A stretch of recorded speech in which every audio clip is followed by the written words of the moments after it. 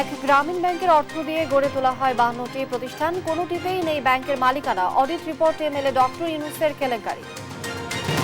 পুলিশের সাবেক কর্মকর্তা ডক্টর শামসুদ্দোহা গড়েছেন সম্পদের রাজ্য, সরকারি বাড়ি নিয়েও করেছেন ৯/৬। ছাগলকান্দে আলোচিত মতিউরের জমির তথ্য চেয়ে ভূমি অফিসগুলোতে দুদকের চিঠি। বেনজিরে 4 ফ্ল্যাটে প্রবেশের জন্য ম্যাজিস্ট্রেট নিয়োগ। বিরোধিতার মধ্যেই আজ থেকে চালু হচ্ছে প্রত্যয় স্কিম। প্রত্যাহারের দাবিতে দেশের সব পাবলিক বিশ্ববিদ্যালয়ে কর্মবিরতি, ক্লাস পরীক্ষা বন্ধ। এবং চরম বিপাকে ঢাকা উত্তর সিটি 10 নম্বর ওয়ার্ডবাসী, ভাঙাচোরা সড়কে ভোগান্তি প্রতিনিয়ত, সামান্য বৃষ্টিতেই বড় জলাবদ্ধতা।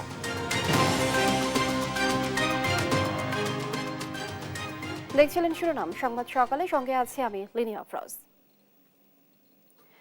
এবারে বিস্তারিত। গ্রামীণ ব্যাংকের পরিচালনা পর্ষদের প্রধান থেকে ডক্টর মোহাম্মদ ইউনূস যে 52টি প্রতিষ্ঠান গড়ে তুলেছেন, তার কোনোটিতে মালিকানা নেই গ্রামীণ ব্যাংকের কোনো সদস্যের। ব্যাংকের প্রতিষ্ঠাকাল থেকে 40 বছরে অডিট রিপোর্টে উঠে আসে এসব প্রতিষ্ঠান ঘিরে ডক্টর মোহাম্মদ ইউনূসের আর্থিক কেলেঙ্কারি চিত্র। ব্যাংকটির 1,05,00,000 সদস্য সহ প্রায় 22 লাখ কর্মকর্তা কর্মচারীকে তাদের ন্যায্য হিসাব বুঝিয়ে দিতে ডক্টর মোহাম্মদ ইউনূসকে শিগগিরই আইনের আওতায় আনা হবে বলে জানিয়েছেন গ্রামীণ ব্যাংকের প্রধান আইন উপদেষ্টা ব্যারিস্টার মাসুদ আক্তার। বিস্তারিত শামীম আক্তারের রিপোর্টে। জামানত ছাড়া কিভাবে দরিদ্র গ্রামীণ জনগোষ্ঠীকে ঋণ দেয়া যায় তা নিয়ে চট্টগ্রাম বিশ্ববিদ্যালয়ের একটি গবেষণার নেতৃত্ব দেন ডক্টর মোহাম্মদ ইউনূস। তখন চট্টগ্রাম বিশ্ববিদ্যালয়ের অর্থনীতি বিভাগের সহযোগী অধ্যাপক ছিলেন। এই গবেষণা প্রতিবেদন 1978 সালে কৃষি মন্ত্রণালয়ে জমা দেওয়া হয়। মন্ত্রণালয় সন্তুষ্ট হয়ে প্রকল্পের জন্য বাংলাদেশ ব্যাংককে প্রেরণ করেন। বাংলাদেশ ব্যাংক দারিদ্র্য বিমোচনের লক্ষ্যে কৃষি মন্ত্রণালয়ের পরামর্শে তাদের স্পেশাল এগ্রিকালচার ক্রেডিট প্রোগ্রাম থেকে 100 কোটি টাকা ঋণ দেয়। এই প্রকল্পের নাম দেয়া হয় গ্রামীণ ব্যাংক। চট্টগ্রাম বিশ্ববিদ্যালয়ের কর্মরত অবস্থায় ডক্টর মোহাম্মদ ইউনূসকে এই প্রকল্পের প্রধান করা হয়। টাঙ্গাইল ও চট্টগ্রামের হাটহাজারীর জোবরা গ্রাম থেকে শুরু হয় গ্রামীণ ব্যাংকের যাত্রা। তখন কৃষি মন্ত্রণালয়ের তৎকালীন সচিব তিনি এটাকে অ্যাকসেপ্ট করলেন। অ্যাকসেপ্ট করে এই প্রজেক্টের নাম তিনি দিলেন গ্রামীণ ব্যাংক প্রকল্প। বাংলাদেশের টোটাল বাজেটের যদি আপনি 25 হিসাবে ধরেন, 25-এর 1/11 এই গ্রামীণ ব্যাংক প্রজেক্টকে দেওয়া হলো, যেহেতু সারা দেশে স্বনির্ভর আন্দোলনের কারণে এটা দেওয়া হলো এবং গ্রামীণ পুরকে এম্পাওয়ার করার জন্য এটা দেওয়া হলো। 1983 সালে অধ্যাদেশের মাধ্যমে এই প্রকল্পটিকে পূর্ণাঙ্গ ব্যাংকের মর্যাদা দেয় সরকার, যার 25 ভাগের মালিক থাকবে সরকার আর 75 ভাগের মালিক থাকবে এর সদস্যরা। ডক্টর মোহাম্মদ ইউনূসকে নিয়োগ করা হয় এই প্রতিষ্ঠানের এমডি হিসেবে। গ্রামীণ ব্যাংক যখন পরিণত হয়ে গেল, তখন কিন্তু ওই যে ওই প্রজেক্টে সরকারের অলরেডি 100 কোটি টাকা ইনভেস্ট করা আছে। সমস্ত টাকা, এবং আপনি জানবেন যে এর অফিসটাও ছিল কৃষি ব্যাংকের একটা অফিসে, এবং কৃষি ব্যাংক চেয়ার টেবিল দিয়েছিল। তাদের সমস্ত কিছু তখন এই প্রকল্পে চলে আসে। এখানে খুব স্পষ্ট যে এটি কারো ব্যক্তিগত প্রজেক্ট ছিল না, এটি একটি ইউনিভার্সিটির প্রজেক্ট ছিল। গ্রামীণ ব্যাংকের অডিট রিপোর্টে উঠে এসেছে টানা 33 বছর দায়িত্বে থাকাকালীন ডক্টর মোহাম্মদ ইউনূস নিজের ক্ষমতার অপব্যবহার করে গ্রামীণ ব্যাংকের জনবল ও সম্পদ ব্যবহার করে গড়ে তুলেছেন 52টি প্রতিষ্ঠান। কিন্তু এই সব প্রতিষ্ঠানের কোথাও নেই গ্রামীণ ব্যাংকের মালিকানা। তো যেহেতু তিনি অপদখল করে আছেন, যে কারণে গ্রামীণ ব্যাংক ব্যাপকভাবে ক্ষতিগ্রস্ত হয়েছে। বিভিন্ন চুক্তিতে তার স্বাক্ষর রয়েছে। তিনি এগুলোকে শুধু জবরদখল করেই রাখেননি, তিনি জাতির সামনে এসে, বিশ্ববাসীর সামনে এসে বলছেন যে এগুলোকে নাকি গ্রামীণ ব্যাংক দখল করবার চেষ্টা করছে। এখানে গ্রামীণ ব্যাংকের দখল করার কোনো ব্যাপার না, এটা গ্রামীণের প্রতিষ্ঠান। এরই মধ্যে 1983 সাল থেকে 2023 সাল পর্যন্ত 40 বছরের অডিট সম্পূর্ণ হয়েছে। এই অডিট রিপোর্টে ডক্টর মোহাম্মদ ইউনূসের আর্থিক কেলেঙ্কারির স্পষ্ট প্রমাণ রয়েছে, যা নিয়ে তদন্ত করছে বাংলাদেশ ফাইন্যান্সিয়াল ইন্টেলিজেন্স ইউনিট ও দুর্নীতি দমন কমিশন। অডিটের মাধ্যমে গ্রামীণ ব্যাংকের পরিচালনা পর্ষদের সামনে অনেক অনিয়মের, অনেক অন্যায়ের, অনেক দুর্নীতির, অনেক আইন লঙ্ঘনের চিত্র আমাদের সামনে উঠে এসেছে, তথ্য উপাত্ত এবং দালিলিক প্রমাণ সহ। যে অপরাধগুলো আছে, আমাদের আইনগত বাধ্যবাধকতা রয়েছে আমাদেরকে এগুলো যথাযথ কর্তৃপক্ষকে জানাতে হবে। এক্ষেত্রে দুদক ফাইন্যান্সিয়াল যে ইনভেস্টিগেশন ইউনিট আছে বাংলাদেশ ব্যাংকের, সেখানে আমাদেরকে জানাতে হবে। গ্রামীণ ব্যাংকের এই আইন কর্মকর্তা আরও জানান, ডক্টর মোহাম্মদ ইউনূস গ্রামীণ ব্যাংকের নামে আসা অনুদানের অর্থ যেভাবে এক প্রতিষ্ঠান থেকে আরেক প্রতিষ্ঠানে স্থানান্তর করেছেন, এটি সম্পূর্ণভাবে মানি লন্ডারিং এর আওতাভুক্ত। কিভাবে গ্রামীণ ব্যাংক থেকে অর্থ বিভিন্ন প্রতিষ্ঠানে চলে গেছে। শামীমা আক্তার, দেশ টিভি, ঢাকা। একের পর এক উন্মোচিত হচ্ছে দুর্নীতিবাজদের মুখোশ। বেনজির মতিউরের পর বেরিয়ে এলো আরেক সরকারি কর্মকর্তার পাহাড় সমান দুর্নীতি তথ্য। তিনি পুলিশের সাবেক অতিরিক্ত মহাপরিদর্শক additional IGP doctor Shamsuddoha Khandakar. শুধু শামসুদ্দোহা একা নন, তার স্ত্রী ফেরদৌসী সুলতানাও দুর্নীতির ছায়া গড়েছেন সম্পদের রাজ্য। এমনকি 200 কোটি টাকার সরকারি বাড়ি ছাড়তেও করেন 9-6। বিস্তারিত জান্নাতুল মোহনার প্রতিবেদনে। যে বাড়িটি দেখতে পাচ্ছেন তা সরকারি কর্মকর্তাদের দেয়া হয়। এর অবস্থান গুলশানের 135 নম্বর রোডের SES 6 নম্বর প্লটে। 1 বিঘা জমির উপর নির্মিত ডুপ্লেক্স বাড়িটির বাজার দর 200 কোটি টাকার কম নয়। গেল 8 বছর এই সরকারি বাড়িটি অবৈধভাবে দখলে রেখেছেন পুলিশের সাবেক অতিরিক্ত মহাপরিদর্শক ডক্টর শামসুদ্দোহা খন্দকার। বেনজির মতিউরের পর দুর্নীতির তালিকায় যোগ হলো আরেক দুর্নীতিবাজ সরকারি কর্মকর্তার নাম। জনগণের সেবার আড়ালে যে কিনা গড়ে তুলেছেন অঢেল সম্পদের পাহাড়। শুধু শামসুদ্দোহা একা নন, তার স্ত্রী ফেরদৌসী সুলতানাও দুর্নীতির ছায়ায় সম্পদ হয়েছেন শক্তপোক্ত। দুর্নীতি দমন কমিশন বলছে, এই দম্পতি জ্ঞাত আয় বহির্ভূত বিপুল সম্পদের মালিক। শামসুদ্দোহা চাকরি জীবনে শুধু সম্পদের শিখরে উঠে দমে যাননি। রাজধানীর বনেদি এলাকা গুলশানে অন্তত 200 কোটি টাকা দামের সরকারি জমি ও বাড়ি নিজের করে নিতে রকমারি কূটকৌশল চালাচ্ছেন। বাড়িটির দারোয়ানের সাথে কথা বলে জানা যায়, 4 ইউনিটের বাড়িটিতে পরিবার নিয়ে একাই থাকতেন শামসুদ্দোহা। তবে ঈদের আগে বাসা বদল করে বাড়িটির বিপরীত বাড়ি অর্থাৎ 12 নম্বর বাড়িটির 4র্থ তলায় ওঠেন। ঈদের আগে চলে গেছে।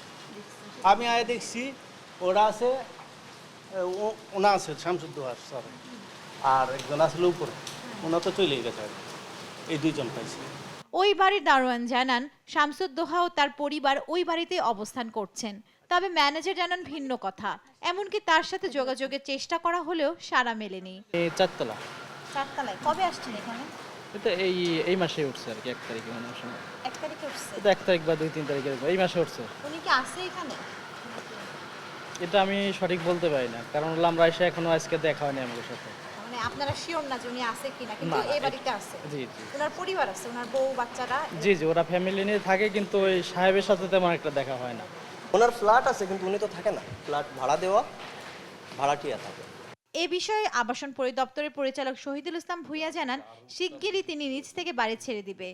হাইকোর্ট বিভাগে উনি প্রথমে হেরে যান, তারপরে সেটার বিরুদ্ধে উনি অ্যাপিলেট ডিভিশনে যান। অ্যাপিলেট ডিভিশনে উনি ওনার জয়লাভ করতে পারেননি, সেখান থেকে নো অর্ডার হিসাবে উনি ফেরত আসছেন। তো এখন আমরা এভিকশনের জন্য প্রস্তুতি নিচ্ছি।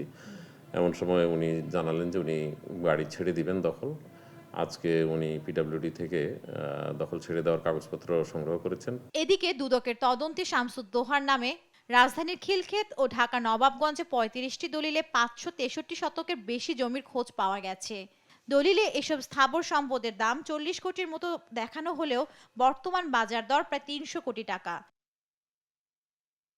জান্নাতুল মোহনা, দেশ টিভি, ঢাকা। ছাগলকাণ্ডে আলোচিত এনবিআরের সাবেক সদস্য মতিউর রহমানের জমির তথ্য জানতে ঢাকা সহ কয়েকটি জেলার রেজিস্ট্রি অফিসে চিঠি দিয়েছে দুর্নীতি দমন কমিশন দুদক। এছাড়া পুলিশের সাবেক আইজিপি বেনজির আহমেদ ও স্ত্রী সন্তানের মালিকানাধীন গুলশানের 4টি ফ্ল্যাটে তালা খুলতে একজন নির্বাহী ম্যাজিস্ট্রেট নিয়োগ দিয়েছেন আদালত। আরো জানাচ্ছেন জুবাইর আজিম। গেল কয়েক মাস ধরেই নানা আলোচনায় সমালোচিত সাবেক আইজিপি বেনজির আহমেদ। সম্প্রতি বেনজির ও তার পরিবারের সদস্যদের বিরুদ্ধে দুর্নীতি ও অনিয়মের মাধ্যমে বিপুল সম্পদের মালিক হওয়ার অভিযোগ ওঠে। এরপর তার জ্ঞাত আয় বহির্ভূত সম্পদের অনুসন্ধান শুরু করে দুদক। এরপরই দুদকের আবেদনের প্রেক্ষিতে সাবেক এই আইজিপির সম্পত্তি ক্রোকের নির্দেশ দেন আদালত। নিষেধাজ্ঞা দেয়া হয় বিদেশ যাত্রায়। কয়েক দফায় তলব করা হয় দুদকে। গেল বৃহস্পতিবার বেনজির আহমেদ ও তার স্ত্রী সন্তানদের নামে থাকা বাড্ডা ও আদাবরের 8টি ফ্ল্যাট রক্ষণাবেক্ষণের জন্য দুদককে নির্দেশ দেন আদালত। একই দিন বেনজির আহমেদ ও তার স্ত্রী সন্তানদের নামে থাকা আরও 25 একর জমি রক্ষণাবেক্ষণের জন্য তত্ত্বাবধায়ক নিয়োগ দেন আদালত। এবার বেনজিরের গুলশানের 4টি ফ্ল্যাটের তালা খুলতে ম্যাজিস্ট্রেট নিয়োগের নির্দেশ দিয়েছেন আদালত। এদিকে ছাগল নিয়ে গেল 2 সপ্তাহ ধরে সমালোচনায় রাজস্ব বোর্ডের সদস্য মতিউর রহমান। ছাগল কাণ্ডে আলোচিত মতিউর রহমান ও তার পরিবারের সদস্যদের বিলাসী জীবন প্রকাশ্যে আসায় জাতীয় রাজস্ব বোর্ডের কাস্টমস, এক্সাইজ ও ভ্যাট অ্যাপিলেট ট্রাইব্যুনাল থেকে বাদ পড়েছেন তিনি। সোনালী ব্যাংকের পরিচালনা পর্ষদের পদও হারিয়েছেন। এছাড়া মতিউর রহমান, তার স্ত্রী লায়লা কানিজ ও ছেলে আহমেদ তৌফিকুর রহমান অর্ণবের বিদেশ যাত্রায় নিষেধাজ্ঞা দিয়েছেন আদালত। এবার মতিউরের জমির তথ্য চেয়ে ঢাকাসহ কয়েকটি জেলার ভূমি অফিসে চিঠি পাঠিয়েছে দুর্নীতি দমন কমিশন দুদক। আমরা অনুসন্ধান শুরু করেছি, অনুসন্ধানী কর্মকর্তা নিয়োগ করেছি। অনুসন্ধান কর্মকর্তা যেখানে যে কাগজপত্র পাওয়া উচিত সেখানে নোটিশ, সেখানে তাদেরকে ইনফর্ম করবে, সেই কাগজপত্র পাওয়ার চেষ্টা করবে, সে সাব রেজিস্ট্রি অফিস হোক বা অন্য যে কোনো অফিস হোক। যে কোনো অফিস থেকে কোনো কিছু চাওয়ার অধিকার আমাদের অনুসন্ধান কর্মকর্তার আছে, সে বিধি বিধান মাইনে ব্যবস্থা করবে। এছাড়া ছাগলকাণ্ডে বিদেশ যাত্রায় নিষেধাজ্ঞা প্রত্যাহার চেয়ে আদালতে আবেদন করেছেন মতিউরের স্ত্রী লায়লা কানিজ লাকি। এ বিষয়ে শুনানি হবে আগামী 28 জুলাই। জুবাইর রাজিন, নিউজ ডেস্ক, দেশ টিভি। সরকারি নতুন পেনশন পদ্ধতি বাতিলের দাবিতে আজ থেকে কার্যত অচল হয়ে পড়ছে দেশের পাবলিক বিশ্ববিদ্যালয়গুলো। কাল থেকে স্বশাসিত, স্বায়ত্তশাসিত রাষ্ট্রায়ত্ত সংস্থার চাকরিতে যারা যোগ দেবেন তারা বিদ্যমান ব্যবস্থার মতো অবসরোত্তর পেনশন সুবিধা পাচ্ছেন না। তাদের জন্য চালু হচ্ছে প্রত্যয় স্কিম, যা নিয়ে ক্ষুব্ধ বিশ্ববিদ্যালয়ের শিক্ষকরা। এই সিদ্ধান্ত প্রত্যাহারের দাবিতে কাল থেকে তারা অনির্দিষ্টকালের জন্য ক্লাস পরীক্ষা বন্ধের ঘোষণা দিয়েছেন। কাজী শাহেদের প্রতিবেদন। সর্বজনীন পেনশনের প্রত্যয় স্কিমকে বৈষম্যমূলক আখ্যা দিয়ে এটি প্রত্যাহারের দাবিতে রোববার পূর্ণ দিবস কর্মবিরতি পালন করেছেন দেশের সব সরকারি বিশ্ববিদ্যালয়ের শিক্ষকরা। পাশাপাশি কর্মকর্তা কর্মচারীরাও কর্মবিরতি পালন করেছেন। শিক্ষক ও কর্মকর্তা কর্মচারীদের কর্মবিরতিতে কার্যত অচল হয়ে পড়েছে দেশের বিশ্ববিদ্যালয়গুলো। দাবি আদায়ে সোমবার থেকে অনির্দিষ্টকালের জন্য সর্বাত্মক কর্মবিরতিতে যাচ্ছেন দেশের সব বিশ্ববিদ্যালয়ের শিক্ষকরা। বাধ্য হয়ে আমরা এই 3 মাসে ধরেন বিবৃতি, প্রতীকী মানববন্ধন, 1 ঘন্টা 2 ঘন্টার ক্লাস বিরতি, কর্মবিরতি সহ স্মারকলিপি প্রদান, এ ধরনের আমরা নিয়মতান্ত্রিক কর্মসূচির মধ্যে দিয়ে সরকারের দৃষ্টি আকর্ষণ করার জন্য চেষ্টা করে গেছি। আজকে পর্যন্ত আমাদের সাথে অফিসিয়ালি কোনো পক্ষ যোগাযোগ করে নাই।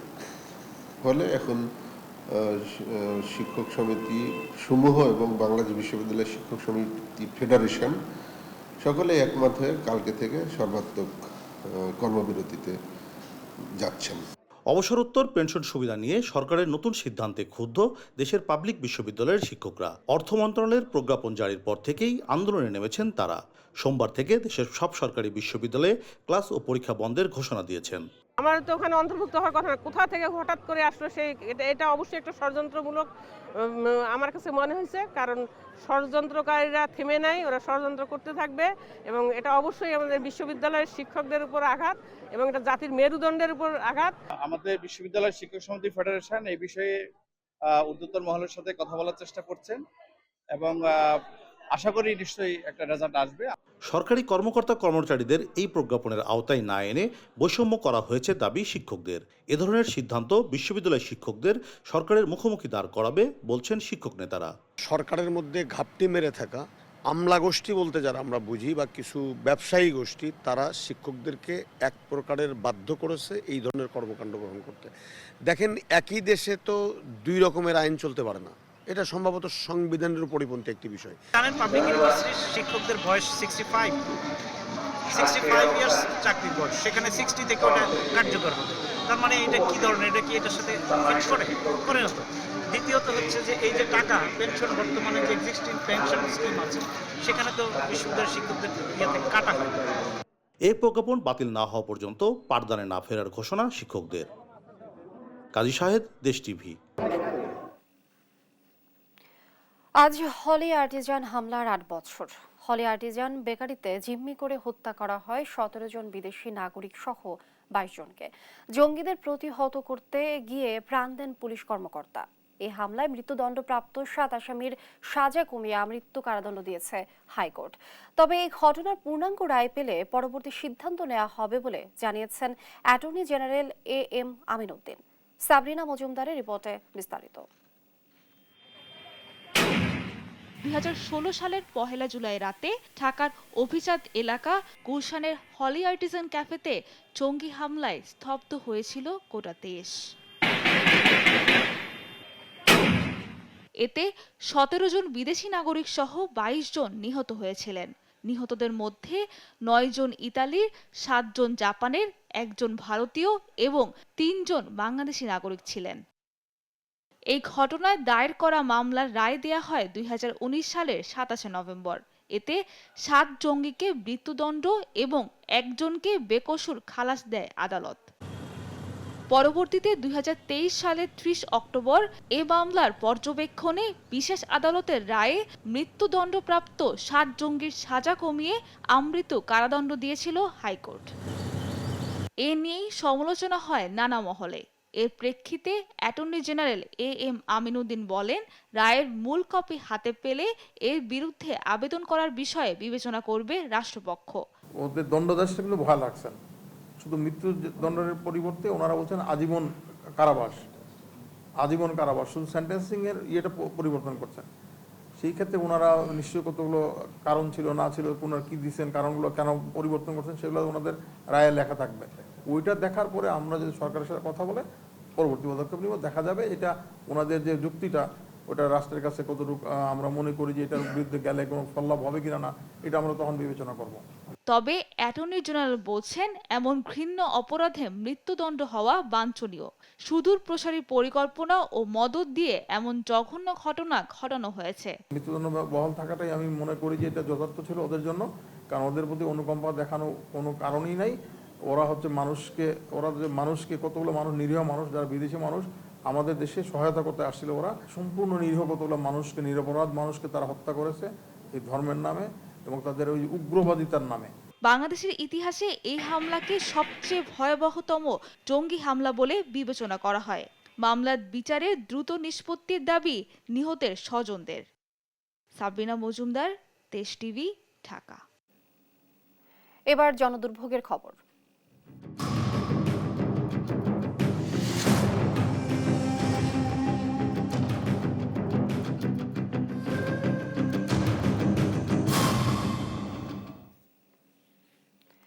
ঢাকা উত্তর সিটির 10 নম্বর ওয়ার্ডের বিভিন্ন এলাকায় ভাঙাচোরা সড়কে চলাচলে প্রতিনিয়ত ভোগান্তি পোহাতে হচ্ছে বাসিন্দাদের। কোথাও কোথাও সামান্য বৃষ্টিতে জমে যায় পানি, আবার কোথাও ড্রেন উপচে রাস্তা দিয়ে বয়ে যাচ্ছে পানি। মিরপুরের টোলারবাগ ও সরকারি প্রথম কলোনি ঘুরে ইফতেখার রেজার রিপোর্ট। ঢাকা উত্তর সিটি কর্পোরেশনের 10 নম্বর ওয়ার্ডের মিরপুরের টোলারবাগ এলাকায় 20 মিনিটের বৃষ্টিতেই সড়কে জমে পানি, থাকে 1.5 থেকে 2 ঘন্টারও বেশি। এলাকাবাসীর অভিযোগ, নিয়মিত পরিষ্কার না করার কারণেই ড্রেন উপচে সড়কের উপর দিয়ে বয়ে যায় পানি। এতে ভোগান্তি পোহাতে হচ্ছে ছোট শিশু সহ পথচারীদের। বৃষ্টির কারণে এই পাশ থেকে যেতে পারতেছে না, এখন ঘুরে আমরা এই পাশ থেকে অফিসে যাইতে হইতেছে। পরিবেশটা দূষিত হচ্ছে, দুনিয়ার যত ময়লা আবর্জনা আছে এখান থেকে নামতেছে। ময়লা জমাট হওয়ার কারণে পানিগুলো নিচ থেকে না যেতে পারে, উপর থেকে চলে আসে। এইখানে 3টে পড়ছে এর আগে প্রাইভেট, কিন্তু পানি হলে বুঝতে পারে না রাস্তা কোন দিকে। এ ওয়ার্ডের সরকারি প্রথম কলোনি এলাকার সড়কেও রয়েছে ছোট ছোট খানাখন্দ। ঝাঁকুনির ভয়ে রিকশায় চড়েন না পথচারীরা। তো আমার যেমন ব্যাক পেনে এখান থেকে রিকশায় আমি কখনো ওঠার সাহসই করি না, হেঁটে যাই যত কষ্টই হোক। কষ্ট তো হইবই, রাস্তা দেখেন রাস্তার কি অবস্থা, রাস্তা তো অনেক ভাঙ্গা, রাস্তা যদি ভাঙ্গা থাকে কষ্ট হইব না। যে কোনো একটা রিকশা আসলে সামনে যাইতে চান, আবার অনেক সময় বিদ্যুৎ না থাকলে পরে অনেক লোকজন আছে ওই উষ্টা খায় পড়ে যায়। 10 নম্বর ওয়ার্ডের বসুপাড়া মহল্লায় সড়কের উপর দিয়ে বয়ে যাচ্ছে ড্রেনের পানি। সামান্য বৃষ্টি হলেই ঘরে ঢোকে পানি। 1-1.5 ঘন্টা বৃষ্টি হইলেই এই দিক দিয়ে, ভিতর দিয়ে, গেট দিয়ে, সব দিক দিয়ে পানি আসে। ভালো পানি না, যেগুলো অনেক গন্ধ, ময়লা আবর্জনা সব বাইসে আছে। এখানে বিভিন্ন ধরনের গার্মেন্টস কর্মী, স্থানীয় লোকজন বসবাস করে। সামান্যতম বৃষ্টি হইলে এই এলাকা বুক পরিমাণ পানিতে ভিজে যায়। এ নিয়ে যোগাযোগ করা হলে জানা যায় ঢাকার বাইরে স্থানীয় কাউন্সিলর। বন্ধ তার মুঠোফোনটিও। আপনার ডায়ালকৃত নম্বরে এই মুহূর্তে সংযোগ প্রদান করা সম্ভব হচ্ছে না। ভোটের আগে নানা প্রতিশ্রুতি পেলেও তা কবে বাস্তবায়ন হবে এমন প্রশ্ন এলাকাবাসীর। ইফতেখার রেজা, দেশ টিভি, ঢাকা। এক মাসেও সংস্কার হয়নি ঘূর্ণিঝড় রিমালে ক্ষতিগ্রস্ত ভোলার 256 কিলোমিটার কাঁচা পাকা গ্রামীণ সড়ক। এতে চরম দুর্ভোগে পথচারী, এলাকাবাসী ও পরিবহন শ্রমিকরা। দীর্ঘদিন ধরে সড়কের এমন দুরবস্থা চললেও কারো কোনো মাথা ব্যথা নেই বলছেন এলাকাবাসী। তবে সংশ্লিষ্ট কর্তৃপক্ষ বলছে খুব দ্রুত সড়ক সংস্কার করা হবে। সহকর্মী ছোটন সাহার রিপোর্ট, জানাচ্ছেন সালমা জাহান। উপকূলীয় জেলা ভোলায় ঘূর্ণিঝড় রিমাল পুরোপুরি আঘাত না হানলেও ব্যাপক প্রভাব পড়েছে। ঘরবাড়ি, ফসলি জমি সহ অন্যান্য অবকাঠামোর ক্ষতি হয়। রক্ষা পায়নি 7 উপজেলার গ্রামীণ সড়ক। বড় বড় গর্ত এবং ইটবালু ভেসে গিয়ে জীর্ণতায় পরিণত হয়েছে সড়ক। এতে চলাচল করতে পারছে না বেশিরভাগ যানবাহন। বাধ্য হয়ে পায়ে হেঁটে যাতায়াত করতে হচ্ছে। সব মিলিয়ে চরম দুর্ভোগে এলাকাবাসী। খুব ভাঙচুর হয়ে গেছে, আমরা আইতাম যাইতাম পারি না, রিক্সা গাড়ি কোনো আইতে যাইতে পারে না, আমরা কোনো মালামাল লই আইতাম পারি না। আমরা খুব কষ্ট কালাসে আছি। যানবাহন তো চলেই না এবং রাস্তায় স্কুলে বাচ্চা কাচ্চা যা আসার জন্য মনে করেন যে অনেকটা রিস্ক হয়ে যায়। একটা অসুস্থ রোগী ভোলা যায় তো কষ্ট হচ্ছে, ডাক্তারের দ্বারা যাইতারে না, গাড়ি আইতারে না, হাঁটায় নিতে হয়, অনেক কষ্ট হয়। বাচ্চারা স্কুলে যাইতে পারে না, কোন একটা গ্যাসের বোতল এবং 1 বস্তা চাউল আনুন না পথ নেই আমাকে। তবে দ্রুত সড়কগুলো মেরামত এবং পুনর্নির্মাণের কথা জানান এলজিইডির এ কর্মকর্তা। তথ্যগুলো আমরা আমাদের বিভিন্ন দপ্তরে, আমরা বিশেষ করে আমাদের এলজিইডি সদর দপ্তরে দেওয়া হয়েছে এবং এগুলো দিয়ে একটা প্রকল্প তৈরি করার কাজ চলতেছে। এটা আমরা আশা করি খুব দ্রুত সময়ের মধ্যে এটা প্রকল্প গ্রহণ করা হলে আমরা এই ক্ষতিগ্রস্ত রাস্তাগুলো মেরামত করার উদ্যোগ গ্রহণ করতে পারব। রিমালে জেলার 7 উপজেলায় 198 কিলোমিটার পাকা এবং 59 কিলোমিটার কাঁচা সড়ক ক্ষতিগ্রস্ত হয়েছে, যা টাকার অঙ্কে 107 কোটি। নিউজ ডেস্ক, দেশ টিভি। দখল দূষণে সঙ্গীন অবস্থায় রংপুরের ঐতিহাসিক শ্যামা সুন্দরী খাল। দখলদার উচ্ছেদ এবং খাল খননে 25 কোটির বরাদ্দ এলেও কাজ শেষ না করেই অর্থ লোপাটের অভিযোগ উঠেছে। খালের অবস্থান, দখলদার উচ্ছেদ আর পানির প্রবাহ স্বাভাবিক রাখতে বিভাগীয় কমিশনারকে প্রধান করে করা হয়েছে একটি বিশেষ কমিটি। এই কমিটি শ্যামা সুন্দরীকে রক্ষা করবে এমন প্রত্যাশা নগরবাসীর। রংপুর থেকে রফিকুল ইসলামের প্রতিবেদন, ছবি তুলেছেন মাহমুদ রকি। ম্যালেরিয়া রোগে মা শ্যামা সুন্দরীর মৃত্যুর পর ছেলে রাজা জানকী বল্লভ এই খাল 1890 থেকে 1898 সাল পর্যন্ত খনন করেন, যাতে করে মশা মাছির উৎপাত থেকে রক্ষা পায় নগরবাসী। কিন্তু রাজার সেই স্বপ্ন এভাবেই মরে যেতে বসেছে। স্থানীয় প্রশাসন মাঝে মধ্যে দখলদারদের তালিকা করলেও উচ্ছেদে খুব একটা আগ্রহ দেখছে না নগরবাসী। নগর ভবন বলছে এই খাল উদ্ধারের দায়িত্ব জেলা প্রশাসনের, আর জেলা প্রশাসন দায় সারছে সিটি কর্পোরেশনের উপর দোষ চাপিয়ে। সুন্দরী আসলে দখলদার উচ্ছেদ করার দায়িত্ব জেলা প্রশাসকের, তার কারণ এই শ্যামা সুন্দরী ক্যানেলটা হলো খাসকতিয়ানের। দেরি হওয়ার পেছনে কারণ হচ্ছে এটা নিয়ে যে ফিজিবিলিটি টেস্টের জন্য সিটি কর্পোরেশন যাদেরকে দায়িত্ব দিয়েছিল তারা সেই দায়িত্ব পালন করতে পারেনি। শ্যামা সুন্দরীকে গিলে খাওয়া 443 দখলদারের সঙ্গে নতুন কেউ যুক্ত হয়েছে কিনা তার হালনাগাদ তালিকা করতে সম্প্রতি কাজ শুরু হয়েছে। তবে এটা কতটুকু কার্যকর হবে তা নিয়ে শঙ্কায় সচেতন মহল। আইন প্রয়োগকারী সংস্থা, সিটি কর্পোরেশন, জেলা প্রশাসন সমন্বয়ে একটা কমিটি আছে। সেই কমিটি আমার বিশ্বাস অতি সত্বর, অতি দ্রুত এই যারা দখলদার আছে তাদেরকে উচ্ছেদ করবেন। 1950 সাল পর্যন্ত স্বচ্ছ পানির স্রোত থাকলেও ধীরে ধীরে ভরাট এবং খালের পাশে নির্মিত বাসাবাড়ির বর্জ্য, ট্রেন আর সুয়ারাজের সংযোগে স্রোতহীন হয়ে ওঠে শ্যামা সুন্দরী। করে নিয়ে যেত সিটি কর্পোরেশন, তাহলে এগুলো আর কি গন্ধও থাকতো না, পানিটাও আর কি চলে যেত। বৃষ্টি হলে মনে করেন যদি 24 ঘন্টা বৃষ্টি হলে পানি উঠে যায়। মশা মাছি বেশি হচ্ছে, মানুষের রোগ ব্যাধি বেশি হচ্ছে। এ খাল সংস্কারের উদ্যোগ নেওয়া হয়েছিল একাধিকবার। 2012 সালে 25 কোটি টাকা বরাদ্দ এলেও পুরো কাজ না করে অর্থ লোপাটের অভিযোগ ওঠে। যে মাননীয় প্রধানমন্ত্রী বলে যে দুর্নীতি পেয়ে করে কেউ পার পাবে না, তো সেটার উদাহরণ রাখতে হবে। তো 25 কোটি টাকা তো কম নয়, এটা তো জনগণের টাকা। খাল খনন, খালের পাশে সড়ক নির্মাণ, জমি অধিগ্রহণ এবং সৌন্দর্য বর্ধনে 1000 কোটি টাকার প্রকল্প হাতে নেওয়া হয়েছে। এই অর্থ ছাড় পেলে নগরবাসীর প্রায় 50% সমস্যার সমাধান হবে বলে মনে করেন সিটি মেয়র। আমরা চাই যে একটা সাস্টেনেবল প্রজেক্ট হিসাবে দাঁড় করানোর যে প্রক্রিয়া চলমান আছে, এটা সম্পূর্ণ হলে ইনশাল্লাহ আমরা যদি মাননীয় প্রধানমন্ত্রী যদি এটাকে গুরুত্ব দিয়ে দেখেন, তাহলে ওই দিন শর্ট টাইম এই প্রজেক্টটা অনুমোদন হবে। এই প্রকল্পে সরকারি বরাদ্দ এবং বাস্তবায়নে সংশ্লিষ্টদের আন্তরিক হবার আহ্বান নগরবাসীর। রফিকুল ইসলাম, দেশ টিভি, রংপুর। স্বাদ ও গুণগত মানে দেশজুড়ে কদর রয়েছে নরসিংদীর মিষ্টি মধুর ঘোড়াশাল জাতের আনারসের। এবার আবহাওয়া অনুকূলে থাকায় কোনো প্রকার রাসায়নিক প্রয়োগ ছাড়াই সনাতন পদ্ধতিতে বেশ ভালো ফলন হয়েছে। ফলে খুশি এখানকার চাষি, ক্রেতা, বিক্রেতা সহ সকলেই। নরসিংদী প্রতিনিধি সুমন বর্মনের পাঠানো তথ্যচিত্রে ডেস্ক রিপোর্ট। নরসিংদীর রাবানের ফল মানেই রসে টসটসে, আর আনারসের স্বাদ তো অমৃত। দেশের অনেক জায়গায় আনারসের চাষ হলেও রাবানের আনারসের রয়েছে আলাদা খ্যাতি। সেই সুবাদে রাবানের সুস্বাদু আনারসের দাম ও চাহিদা দুটিই বেশ চড়া। কৃষি বিভাগের তথ্য মতে পলাশ উপজেলার ঘোড়াশাল পৌর এলাকা ও জিনারদি ইউনিয়নের প্রায় ১৪৫ হেক্টর জমিতে ঘোড়াশাল জাতের এই আনারসের চাষ করা হয়। প্রতি বিঘা জমিতে আনারস চাষে ৫০ থেকে ৬০ হাজার টাকা খরচের বিপরীতে বিক্রি হয় প্রায় ১ লাখ টাকা। আনারস বাগান করে অনেকে ভালো লাভবান হচ্ছে।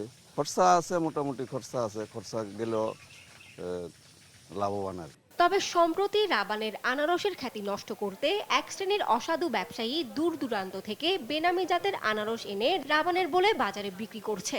ফলে একদিকে যেমন রাবানের আনারসের খ্যাতি নষ্ট হচ্ছে, অন্যদিকে ন্যায্য মূল্য থেকে বঞ্চিত হচ্ছেন চাষিরা। বিভিন্ন জায়গা থেকে আনারস এনে এই বাজারে বিক্রি করা এই আপনার এই এলাকার নাম বলে, তো এই ক্ষেত্রে হচ্ছে যে কৃষকরা দেখা যায় ন্যায্য দামটা পায় না। আগে দেশে আনারস চাষ করা হতো, এখন জলডুবি আনারস চাষ করা হয় এবং ভিতরে রসালো এবং সুমিষ্টির জন্য এটা বিখ্যাত আনারস দেখেই আমি এখানে আসছি সাতটা টেস্ট করার জন্য।